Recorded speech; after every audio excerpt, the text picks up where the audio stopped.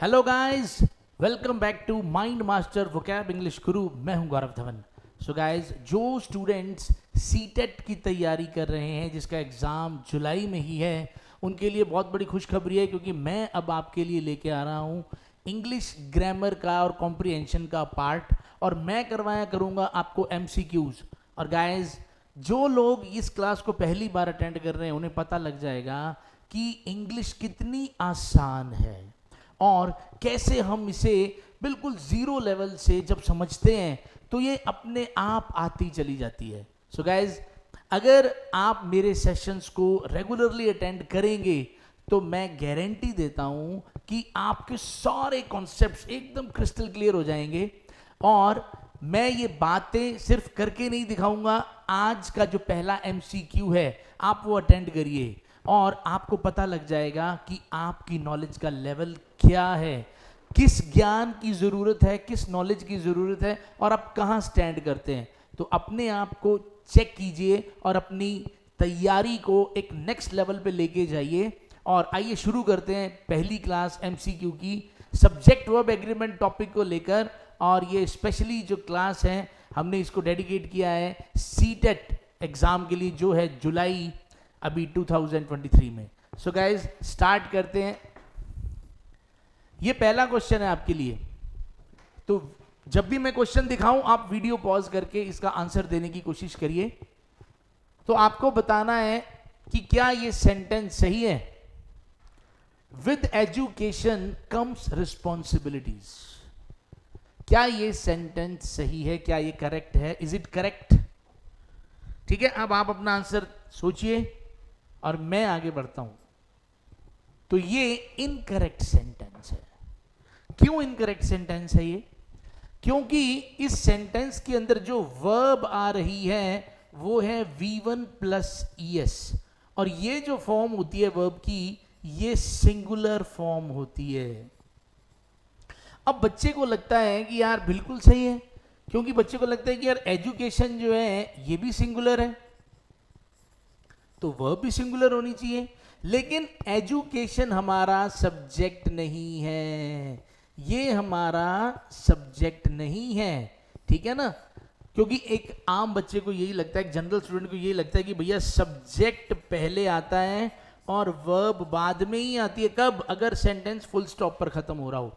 लेकिन ऐसा नहीं है। सेंटेंस में, एक फुल स्टॉप वाले सेंटेंस में भी वर्ब सब्जेक्ट से पहले आ सकती है। तो मतलब ये नहीं होता कि आगे आएगी या पीछे आएगी। Main concept subject verb agreement का यही होता है कि वर्ब सेंटेंस में सब्जेक्ट के लिए आती है, वर्ब सेंटेंस में सब्जेक्ट के लिए आती है। अगर मैं कहूं कि इस सेंटेंस का मीनिंग क्या है, इस सेंटेंस का मीनिंग है कि एजुकेशन के साथ रिस्पॉन्सिबिलिटीज आती हैं, एजुकेशन के साथ रिस्पॉन्सिबिलिटीज आती हैं। तो वर्ब है आना, यानी आती हैं। यहां इस वर्ब का मतलब क्या है? आती हैं, और ये हमारी वर्ब है। तो कौन आती हैं, किसके आने की बात हो रही है? कौन आती है? रिस्पॉन्सिबिलिटीज, रिस्पॉन्सिबिलिटीज की बात हो रही है। तो जो रियल सब्जेक्ट है हमारा वो ये है, ये हमारा रियल सब्जेक्ट है। और क्योंकि रिस्पॉन्सिबिलिटीज एक प्लूरल नाउन है, क्योंकि ये एक प्लूरल नाउन है, तो प्लूरल नाउन, देखो, जो सब्जेक्ट होता है, सब्जेक्ट तो एक जगह है, सब्जेक्ट एक जगह है। सब्जेक्ट को सिंगुलर है, सब्जेक्ट सिंगुलर है या प्लूरल है, ये डिपेंड करता है कि सब्जेक्ट के ऊपर जिस वर्ब को हम लगा रहे हैं, सब्जेक्ट की जगह पे जो नाउन या प्रोनाउन आके बैठ रहा है वो कैसा है। तो फिलहाल सब्जेक्ट वाली जगह पे प्लूरल नाउन आकर बैठा है। क्योंकि सब्जेक्ट वाली जगह पे प्लूरल नाउन आकर बैठा है, तो ये प्लूरल नाउन हमारे सब्जेक्ट को भी क्या बना देगा? प्लूरल। और इसी वजह से हमारी जो वर्ब है वो प्लूरल होनी चाहिए। यानी अगर मैं ये एस हटा दूं, ठीक है, ये V1 प्लस एस फॉर्म है, सॉरी, तो अगर मैं ये एस हटा दूं तब ये V1 बन जाएगा, यानी ये प्लूरल फॉर्म बन जाएगी और हमारा सेंटेंस एकदम सही हो जाएगा। चलिए आगे। पढ़िए इस क्वेश्चन को। In the centre of the mall were standing a few statues of Maharana Pratap. तो आप देखिए इस सेंटेंस के अंदर जो वर्ब आ रही है वो सिंगुलर है या प्लूरल है, तो वो जैसी भी है क्या वो मैच कर रही है, क्या उसका एग्रीमेंट हो रहा है सब्जेक्ट के साथ, क्या वो एग्री कर रही है। ठीक है, आप सोचिए और मैं दे रहा हूं इसका आंसर। बिल्कुल सही है जी, यहां पर ये सेंटेंस बिल्कुल सही है।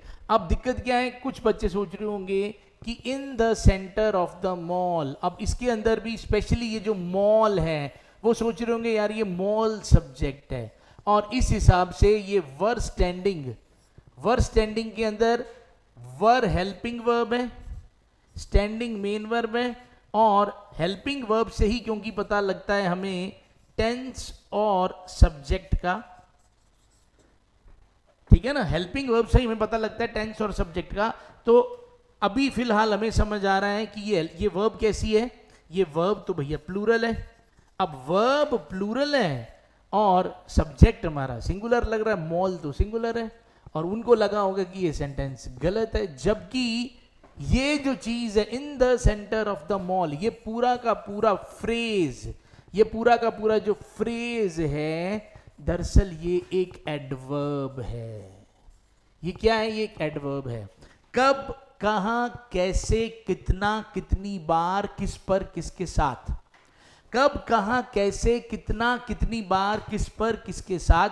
अगर ये जो सवाल है अगर इसको वर्ब से किया जाए सेंटेंस में, और जो जवाब आता है ना वो एडवर्ब होता है, वो कभी ऑब्जेक्ट नहीं होता, कभी सब्जेक्ट नहीं होता। तो इसका मतलब ये हमारा ना सब्जेक्ट है ना ऑब्जेक्ट है। तो ये फिर क्या चीज खड़ी है, सेंटेंस में वर्ब हमेशा सब्जेक्ट के लिए आती है, तो क्या चीजें खड़ी हैं, क्या खड़ी हैं, तो खड़ी क्या है, स्टैचूज। ये जो स्टैचूज है इसके लिए वर्ब स्टैंडिंग आ रहा है। तो क्या खड़ी हैं, मूर्तियां खड़ी हैं, किसकी, महाराणा प्रताप की। तो स्टैचूज एक प्लूरल नाउन है। तो जैसे अभी मैंने कहा जब एक प्लूरल नाउन सब्जेक्ट की जगह लेता है, सब्जेक्ट पर आके बैठता है, तो सब्जेक्ट भी प्लूरल ही होता है, और इस हिसाब से वर्ब भी प्लूरल आनी चाहिए। So already we are having plural verb in this sentence, it means this sentence is absolutely correct, कोई इशू नहीं है। चलिए, inside the building was hiding few terrorists laced with machine guns and hand grenades। अगर मैं इसकी हिंदी बता दूंगा तो वैसी बात समझ आ जाएगी, पर आप देखिए इज इट करेक्ट, क्या ये सेंटेंस करेक्ट है। चलिए आप सोचिए, मैं बढ़ता हूं आगे। तो बिल्कुल ये जो सेंटेंस है ये करेक्ट नहीं है। कहां गड़बड़ हो गई, इस सेंटेंस में जो वर्ब है वो है वाज हाइडिंग, वाज हाइडिंग। अब यहां पे किसके छिपे होने की बात हो रही है, इनसाइड द बिल्डिंग। ये जो चीज है ये भी एक फ्रेज है, और ये भी कहां का जवाब है कि कहां छुपे थे या कहां छुपे थे। तो कहां का जवाब है बिल्डिंग में। तो इसका मतलब ये तो एक एडवर्ब है। ये फ्रेज किसका काम कर रहा है, ये तो एडवर्ब है, एडवर्ब ऑफ प्लेस कहते हैं जिसे। तो छुपा कौन है, फ्यू टेररिस्ट्स, टेररिस्ट्स के छुपे होने की बात हो रही है, और टेररिस्ट्स एस लगा हुआ है, ये प्लूरल नाउन है, और क्योंकि वर्ब इसी के लिए आई है, यही हमारा रियल सब्जेक्ट है, टेररिस्ट्स ही हमारा सब्जेक्ट है।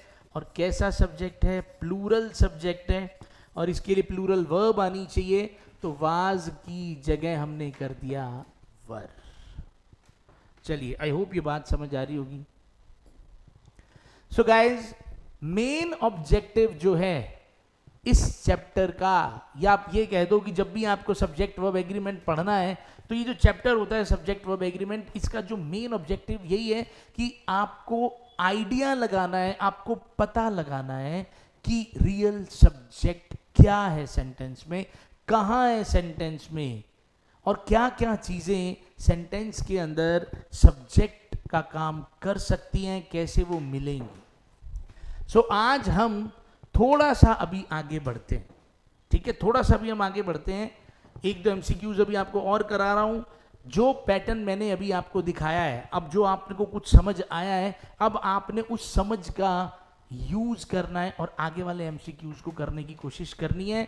एक ही टारगेट है अपना, रियल सब्जेक्ट हमें पहले आइडेंटिफाई करना है और फिर उसके बाद मैच करना है कि जो भी हमारा सब्जेक्ट है क्या वो वर्ब के साथ मैच कर रहा है। अगर सब्जेक्ट सिंगुलर है, वर्ब सिंगुलर होनी चाहिए। सब्जेक्ट प्लूरल है, वर्ब भी प्लूरल होनी चाहिए।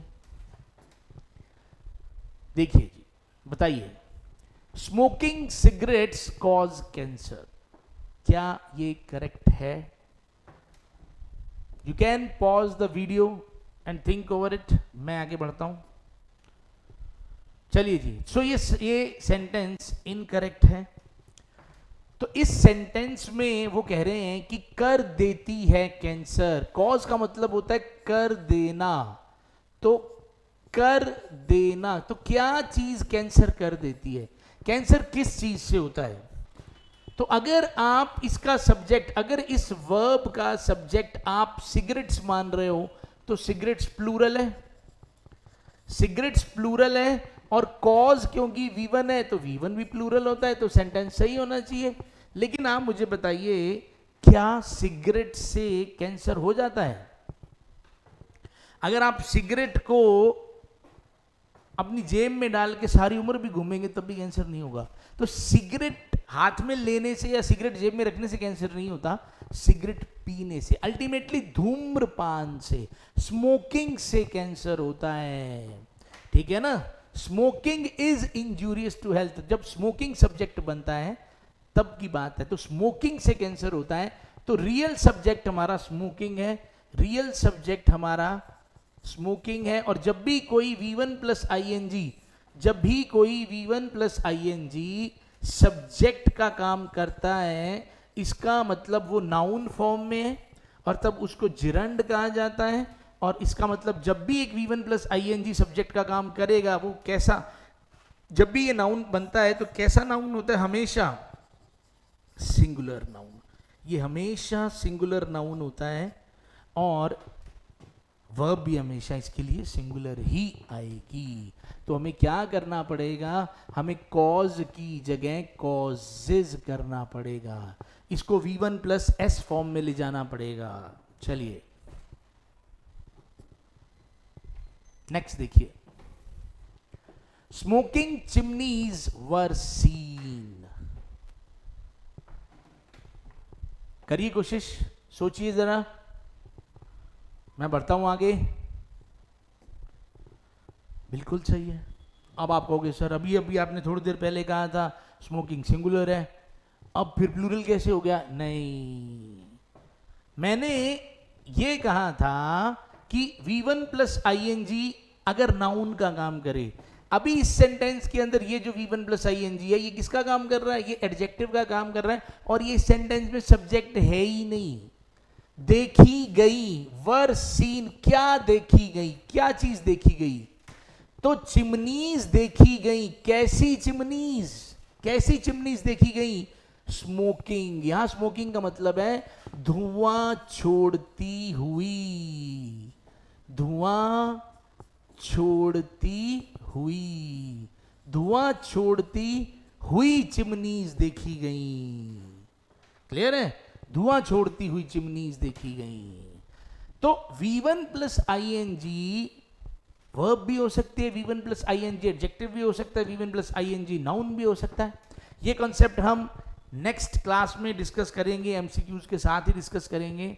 तो अभी तो मैं सिर्फ थोड़ा हिंट दे सकता हूं आपको कि दिस मूवी इज इंटरेस्टिंग। ये मूवी इंटरेस्टिंग है, ठीक है ना? ये मूवी बोरिंग है, तो बोरिंग, इंटरेस्टिंग, ये भी तो एडजेक्टिव ही होते हैं, ठीक है ना? ये जॉब चैलेंजिंग है, ये जॉब एक्साइटिंग है, तो ये चीज जो है ये एडजेक्टिव भी हो सकती है। तो इस सेंटेंस के अंदर फिलहाल हमारा रियल सब्जेक्ट जो है वो चिमनीज है, ये हमारा रियल सब्जेक्ट है और ये प्लूरल है क्योंकि चिमनीज एक प्लूरल नाउन है, वर्ब भी प्लूरल आ रही है, एकदम सही है, कोई दिक्कत नहीं है। तो ले दे के जब तक हमें ये नहीं समझ आएगा कि सेंटेंस में रियल सब्जेक्ट क्या होता है, कैसे पता करते हैं। और आपको ये और बता दूं कि अभी तक जो सब लोग या एक नॉर्मल स्टूडेंट्स अगर ये सोचते हैं कि सब्जेक्ट हमेशा उसको ही बोलते हैं जो क्रिया को करता है, तो मैं बता दूं इसमें भी अभी ये भी ज्ञान अधूरा है। ऐसे सब्जेक्ट वो होते हैं जो क्रिया को करते हैं, लेकिन कभी कभी सब्जेक्ट वो भी होते हैं जिन पर क्रिया हो जाती है। तो ये पूरा का पूरा ज्ञान नेक्स्ट क्लास के अंदर एमसीक्यूज के अंदर हम कवर करने वाले हैं, और ये भी बताऊंगा मैं क्या क्या चीज़ें सब्जेक्ट बन सकती हैं और V1 प्लस ING कैसे अलग अलग रोल प्ले करता है। सो गाइस, ये सब सीखने के लिए आपको नेक्स्ट क्लास में आना पड़ेगा। और मैं बता दूं, मेरा एक कोर्स है तपस्या कोर्स।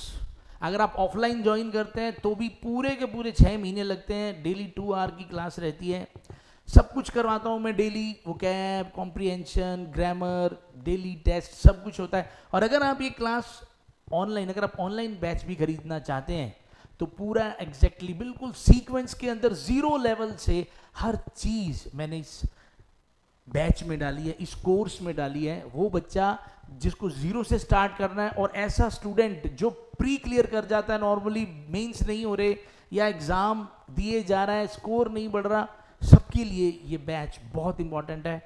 इसकी कोई भी इंफॉर्मेशन लेनी हो इस कोर्स के बारे में तो आप इस नंबर पे कांटेक्ट कर सकते हैं। और आप वोकैब इंग्लिश गुरु यूट्यूब पर, प्ले स्टोर पर ये ऐप मिल जाएगी, डिस्क्रिप्शन में आपको लिंक मिल जाएगा, वहाँ आप जाकर इसका डेमो देख सकते हैं। डेमो तो खैर मैं हूँ ही, अब आप मुझे देख रहे हो तो मैंने ही ये कोर्स बनाया है। तो अगर आप चाहते हो कि कंप्लीट कोर्स लेना, बिल्कुल स्टेप बाय स्टेप जहाँ हर सब कुछ है, तो आप तपस्या कोर्स को खरीद सकते हैं। और इसके लिए आप इस नंबर पर कांटेक्ट कर सकते हैं हमारी टीम से। चलिए गाइस, अगर ये क्लास अच्छी लगी हो तो लाइक, शेयर, सब्सक्राइब जरूर करना है। मिलते हैं नेक्स्ट MCQ वाली क्लास में। Till then, bye bye, have a nice day, जय हिंद, जय भारत।